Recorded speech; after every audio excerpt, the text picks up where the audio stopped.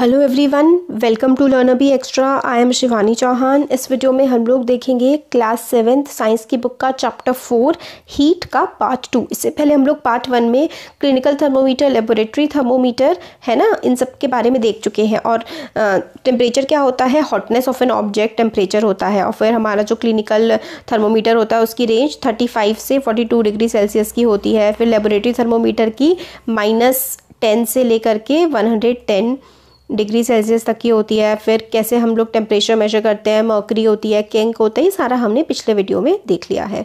तो लिंक तो मैं सबका प्रोवाइड कर दूंगी कमेंट सेक्शन में। फर्स्ट, सेकंड और थर्ड चैप्टर कंप्लीट है। इसका पहले वाला पार्ट आपको कमेंट सेक्शन में जब आप जाएंगे सबसे ऊपर एक लिंक मिलेगा, उस पर क्लिक करके आप इससे पहले वाले चैप्टर देख सकते हैं। तो अब इस चैप्टर में हम लोग जो है ट्रांसफ़र ऑफ हीट देखेंगे। आप लोगों ने कई बार ऑब्जर्व किया होगा, जब आप लोग फ्राई पैन अगर कुकिंग वगैरह कभी करी है या फिर मैगी बनाते हैं आप लोग, तो फ्राई पैन जो होता है उसको आप बर्तन पे रखते हैं तो सबसे पहले वो बीच में गर्म होता है, उसके बाद वो साइड में जा करके गर्म होता है। ठीक है, तो पहले तो बीच में गर्म रहता है और इसके कोने कोने ठंडे होते हैं, है ना। तो ये हीट ट्रांसफ़र किस तरीके से होता है, कैसे हीट ट्रांसफ़र किया जाता है, तो ये सारा का सारा हम देखेंगे। हम लोग को पता लगता है कि heat flows from hotter object to colder object. Hot object है, एक गर्म चीज़ है और एक ठंडी चीज़ है, तो हीट जो है ना वो हॉट से कोल्ड की तरफ ट्रांसफ़र होती है। In fact in all the cases heat flows from a hotter object to colder object. Heat जो है ना वो हॉटर ऑब्जेक्ट से कोल्डर ऑब्जेक्ट में फ्लो करती है। हीट हॉटर ऑब्जेक्ट से कोल्डर ऑब्जेक्ट की तरफ को फ्लो करती है। फिर अब इसमें ये जो है ना कि ये 2 ब्रिक्स लीजिए, ईंटें लीजिए, इसके बीच में डंडी रख दीजिए। आप यहाँ पे इस कोने से अगर इसको जलाना शुरू करेंगे ना, इसके पीछे मोमबत्ती रखेंगे, तो ये धीरे धीरे आगे बढ़ता यहाँ तक ये गर्म हो जाएगा। Flow of heat through a metal strip. Metal की स्ट्रिप जो है is a good conductor of heat. अभी हम कंडक्टर्स के बारे में भी देखेंगे। तो अगर आप यहाँ से जलाएंगे तो ये हीट जो है यहाँ तक भी पूरा ये गर्म हो जाएगा।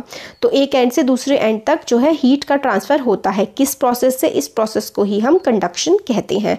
तो the process by which heat is transferred from hotter end to the colder end of an object is known as conduction. तो हॉटर एंड से कोल्डर एंड की तरफ जो हीट का ट्रांसफ़र होता है उसको हम कंडक्शन कहते हैं। This is very important. Process by which heat is transferred from hotter end to the colder end of an object is known as conduction. Very very important, याद रखना है। सॉलिड्स में होता है कंडक्शन, ये भी हमें याद रखना है। और हॉट एंड से कोल्ड एंड की तरफ जो हीट का ट्रांसफ़र होता है मेनली सॉलिड्स में, उसको हम लोग कंडक्शन कहते हैं। और मटीरियल जो खुद में से हीट को आराम से पास होने देते हैं उन्हें हम कंडक्टर्स कहते हैं। मटीरियल विच अलाउ, फिर है देखिए, materials which allow heat to pass through them easily are conductors of heat. तो मटीरियल जो खुद में से हीट को बहुत ही आसानी से पास होने देते हैं वो हमारे कंडक्टर्स कहलाते हैं। एग्जाम्पल के लिए एल्यूमिनियम, आयरन, कॉपर, ठीक है, ये सारे के सारे क्या हैं, ये कंडक्टर्स हैं। The material which do not allow heat to pass through them easily are poor conductors of heat such as plastic and wood. और इनको हम इंसुलेटर कहते हैं। मतलब ऐसे जो सब्सटेंस होते हैं ना जो आसानी से खुद में से हीट को पास नहीं होने देते। आप सोचते होंगे कि प्लास्टिक पिघल जाती है और लकड़ी भी जल जाती है, तो ये देखिए जल जाते हैं और पिघल जाते हैं, मगर ये क्या होता है, हीट को नहीं पास होने देते। ये या तो खत्म हो जाएंगे, अगर इनमें से हीट पास कराई जाएगी तो बिल्कुल मतलब एक तरह से खत्म हो जाएंगे अगर बहुत ज़्यादा हीट इसमें से पास करा दी है। तो इसीलिए इनको हम इंसुलेटर कहते हैं, क्योंकि आसानी से खुद में से हीट को पास नहीं होने देते। Material which do not allow heat to pass through them are poor conductors of heat such as plastic. इसका एग्जाम्पल है, एग्जाम्पल बहुत इंपॉर्टेंट है। इंसुलेटर का एग्जाम्पल प्लास्टिक है और वुड है। और गुड कंडक्टर्स का एग्जाम्पल आयरन, एल्यूमिनियम, कॉपर। तभी तो कॉपर के बर्तन होते हैं, एल्यूमिनियम, आयरन के बर्तन होते हैं। और जब आपका हैंड होता है, फ्राइंग पैन का हैंडल होता है ना, वो हम लोगों का प्लास्टिक का बना होता है बहुत बार, है ना। बहुत बार हमारा वो वुड का बना होता है, क्योंकि ये दोनों होते हैं पुअर कंडक्टर ऑफ हीट। फिर एक्टिविटी है, इतनी इंपॉर्टेंट नहीं है, तो इसमें एक्टिविटी का हम यहीं पे समझ लेंगे कि जब वाटर को हम लोग हीट करते हैं ना, देखिए क्या है, वाटर को हमने हीट किया फ्लेम पर, ये नीचे फ्लेम लगी हुई है, वाटर हीट हो रहा है। तो क्या होता है, पहले तो ये वाला वाटर क्या होगा, हीट होगा, फिर ये ऊपर जाएगा, ऊपर जा करके ये ऐसे करके घूम जाएगा, फिर इधर साइडों में जो ठंडा पानी है वो ऊपर जाएगा, और इसी तरीके से मिक्सिंग होती है। Hot water rises up, hot water ऊपर की तरफ जाता है, और cold water from the sides, किनारों से कोल्ड वाटर जो है move down toward the source of the heat. तो यहाँ पर क्या है, ये हॉट वाटर ऊपर आएगा, किनारों किनारों में क्या होगा, ये जो ठंडा पानी है ये नीचे की तरफ सोर्स ऑफ हीट, जहाँ पर हीट है वहाँ की तरफ मूव करेंगे। This water also gets hot, फिर ये वाला वाटर भी जो है हॉट हो जाएगा और फिर ये ऊपर की तरफ चलने लगेगा।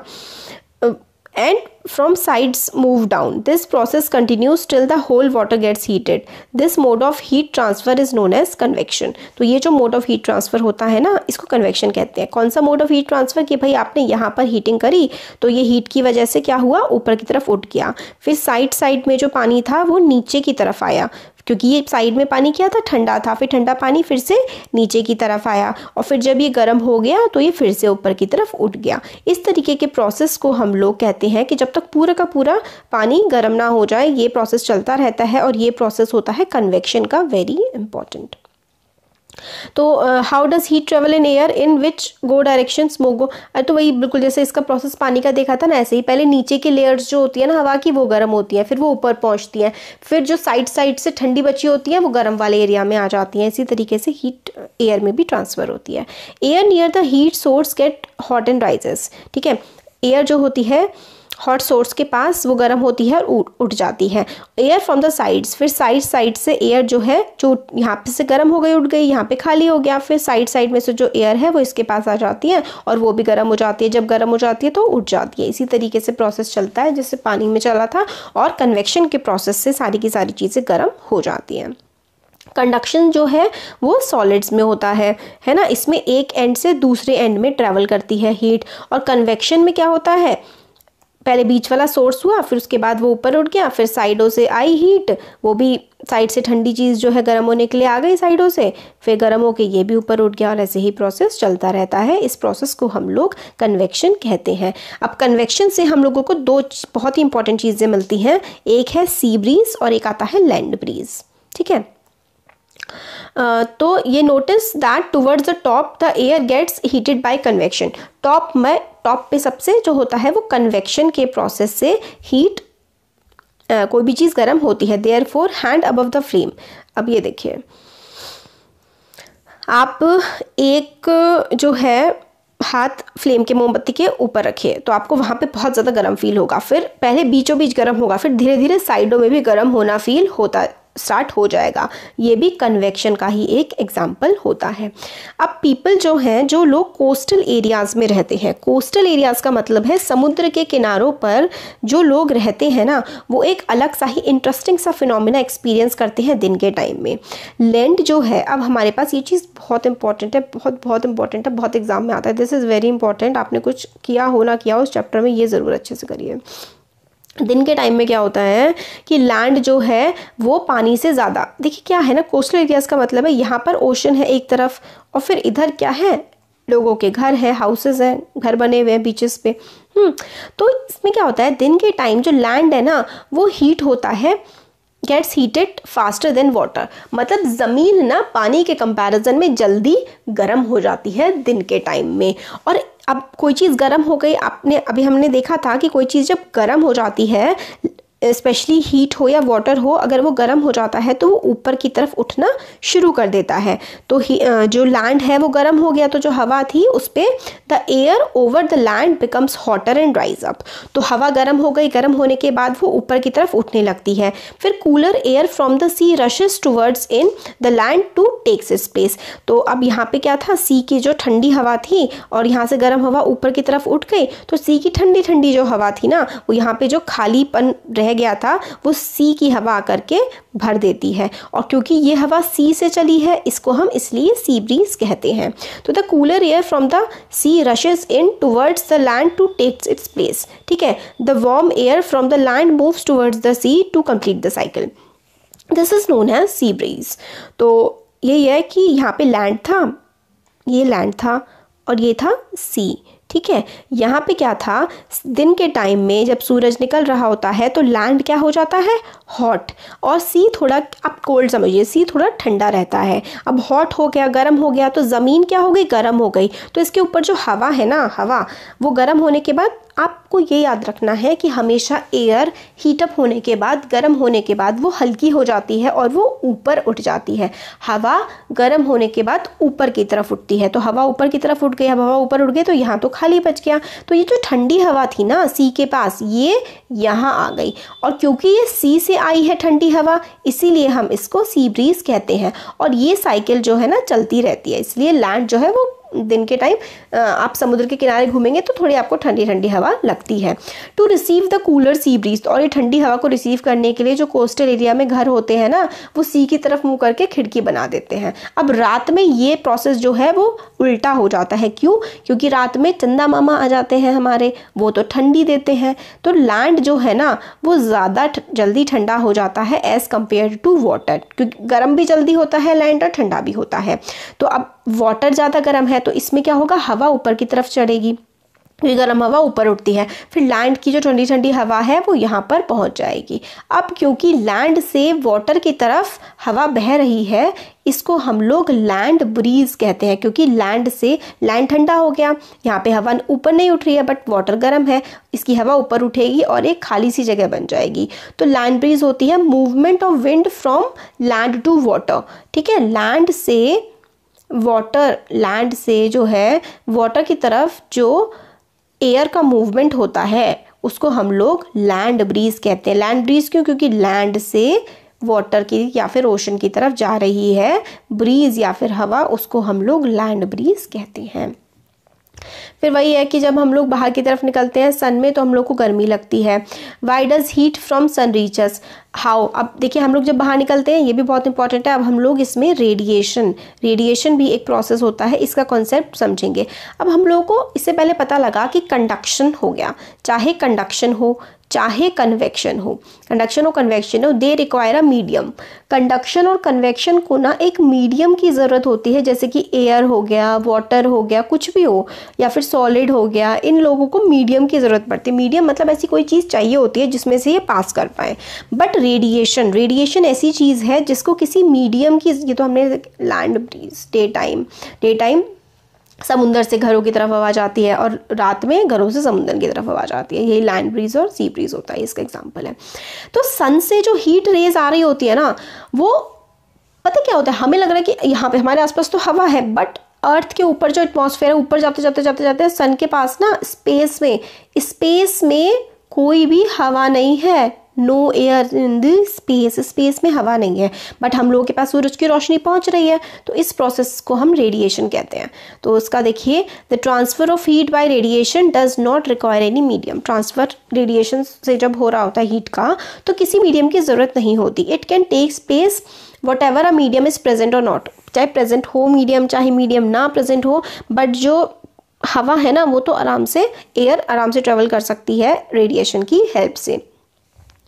तो यही बहुत सारे प्रोसेस हैं। जब हम लोग हीटर के सामने बैठे होते हैं तो हम लोग को हीट आ रही होती है, और गर्म यूटेंसिल जो है kept away from flame cools down, मतलब जो अगर बर्तन है वो हम लोग गैस से हटा देते हैं तो वो ठंडा हो जाता है। कैसे ठंडा होता है? वो जो अपनी जो हीट होती है ना, बर्तन की जो हीट होती है वो एटमॉस्फेयर में ट्रांसफ़र कर देता है। ठीक है, बर्तन के अंदर जो खुद की हीट है ना वो एटमॉस्फेयर में ट्रांसफ़र कर देता है, और ये प्रोसेस क्या होता है? It is an example of radiation के प्रोसेस से ही बर्तन अपनी हीट को हवा में अपने आसपास ट्रांसफ़र कर देता है।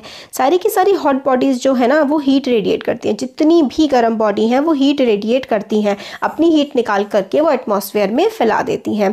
और कुछ हीट जो है वो जैसे कि कुछ हीट रिफ्लेक्ट हो जाती है, कुछ हीट इधर उधर ट्रांसमिट हो जाती है, कुछ हीट जो है हम लोग एब्जॉर्ब भी कर लेते हैं। जैसे कि सनरेज आ रही है तो कुछ हीट हम उसकी एब्जॉर्ब करते हैं, कुछ हम अपनी बॉडी से वापस भेज देते हैं। ठीक है, तो इस तरीके से हीट चलती है।